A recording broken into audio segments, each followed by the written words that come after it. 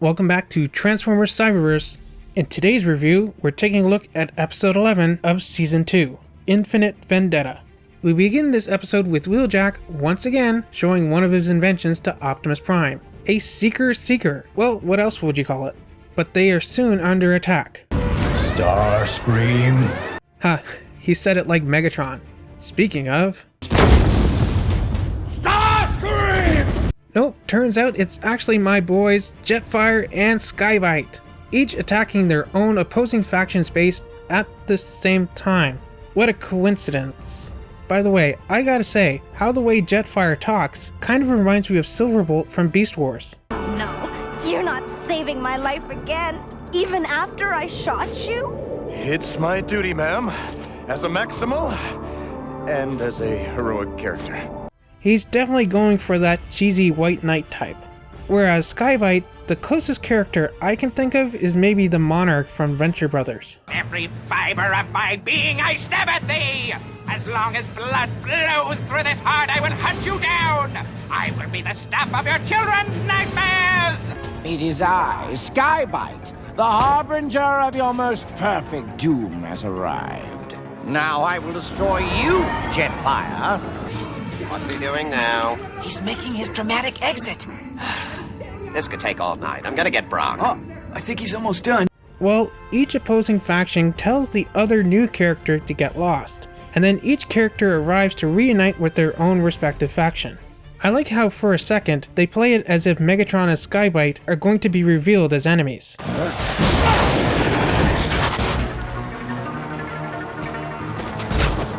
But then it turns out to be just some Decepticon roughhousing. And that Jetfire isn't too much of a stick in the mud to throw a joke at one of his fellow Autobots' expense. Who landed this thing? Hot Rod? Come aboard the Nemesis. We need more of your kind. Like a hole in the head. Does Megatron mean more Beastformers in general, or specifically fish ones? Because we know from the Season 2 trailer that we are getting Sharkticons and Airhammer drones. So maybe Skybite has something to do with them? Also, is Shadow Striker racist, functionist, alt-modist? I'm not sure what the correct term would be here. The two rivals tell their comrades what they've been up to. A fantastic supernova That wiped out 7 civilizations, annihilating countless star systems, all teeming with life. And I have yet to put an end to Skybite's evil rampage. Wait, Skybite has caused the loss of that many lives? Geez, what has Megatron done then? Because right now he pales in comparison to the amount of atrocities Skybite has supposedly committed. Rampage in Beast Wars destroyed one colony, not even a whole planet, and he was made out to be this huge monster. Skybite's destroyed planets and solar systems? And why? Honestly, this feels like the writers grossly overflating these characters in order to hype them up just to sell toys. But more on that later. Both Jetfire and Skybite want their factions to help them defeat their rival, but both factions refuse. The two finally face off, with Thundercracker looking on. Wait, isn't something wrong with Thundercracker? It looks like he's got 2 sets of wings, null rays, arms? What the? There's 2 Thundercrackers! It looks like they've accidentally duplicated his character model on top of itself. How did they not catch this? This is bad. He's the ultimate Autobot hero, Optimus Prime. This big rig transforms to a powerful robot with twin rocket launchers and a light sound power pack. And when Optimus talks, the Decepticons will run for cover. Optimus Prime is all you see here. Well, when we come back from the break, it seems Thundercracker is back to normal, and Jetfire has been captured by Starscream and his Seekers. Starscream mentions that he and Jetfire were old friends. Jetfire, my old friend. Our friendship ended long ago, Starscream. A nice nod to their G1 selves.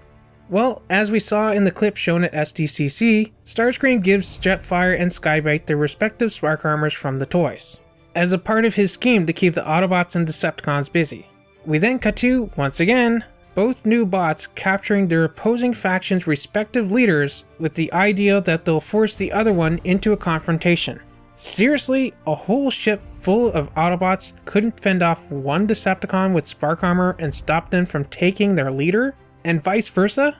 Really seems like bad writing. Although, to be fair, we did see Starscream do the same thing, but he did have the help of a legion of Energon-sucking Scraplets. They end up meeting at the Coliseum, where the two fight using their new toy gimmicks, and cause a lot of damage to this historical landmark. Geez, kind of bad taste, don't you think? I can't help but be reminded of the Notre Dame fire, another famous historical European landmark.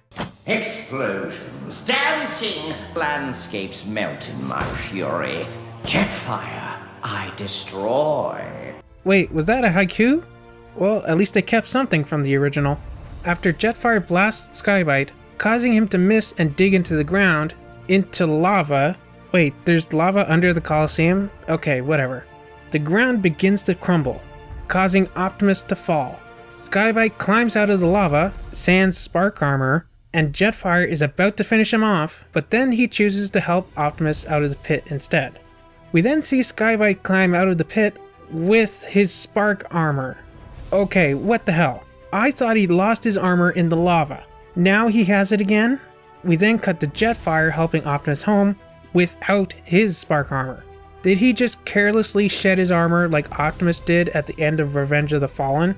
You don't think keeping that would have been advantageous, seeing as how Starscream was nearly unstoppable when he had his? No? Okay. Oh, and spoilers for the next episode?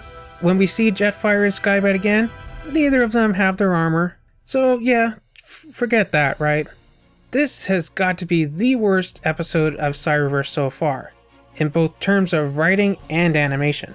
Man, there's a lot of painfully forced parallel thinking in this series. I mean, at least with Wheeljack and Shockwave it kind of makes sense. Jetfire and Skybite, the only thing they have in common is how dopey they talk. Everything they do is exactly the same as the other one does, and at the exact same time. They both happen to arrive on Earth at the exact same time, perform the exact same actions, and have the exact same plans. These two really remind me of Depth Charge and Rampage in Beast Wars, but at least in that show, they didn't coincidentally happen to both arrive on Earth in the same episode. Heck, they weren't even in the same season, but they're still remarked as one of the most memorable rivalries in all of Transformers history. And it seems like Cyberverse is just trying to rip off that legacy, especially mentioning how Skybite has supposedly murdered countless planets and solar systems full of life. If that were true, not only would he be a bigger threat than Starscream, he'd be a bigger threat than even Unicron. It's so exaggerated that it's not even funny how bad it is. It's just plain bad. This whole episode felt like it was the writers forced to try and sell these toys. It's hard to believe that this was written by Zach Atkinson, who wrote some great episodes in this series, including one of my favorites, McAdams. This feels like it was written by a Hasbro exec, or maybe even one of their kids. Then there's the animation errors and inconsistencies.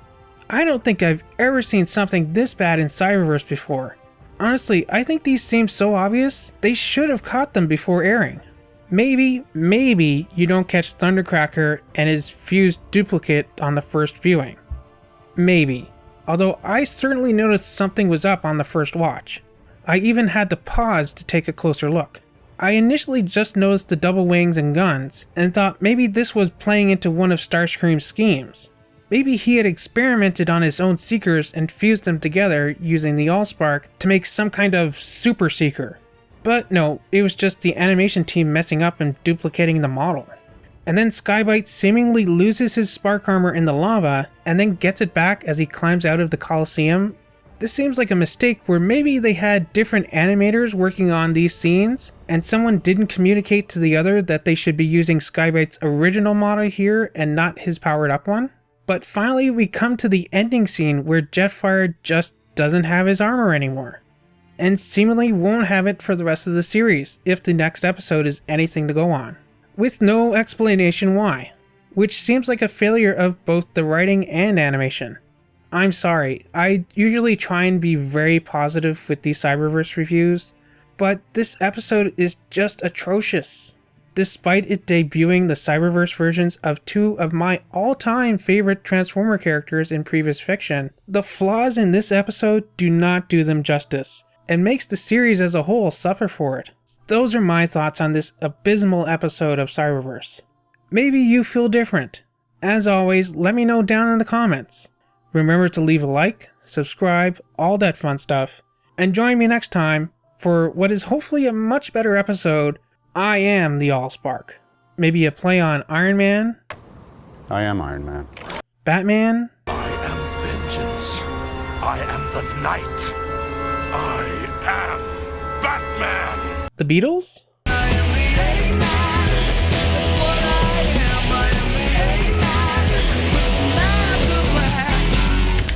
We'll just have to watch to find out.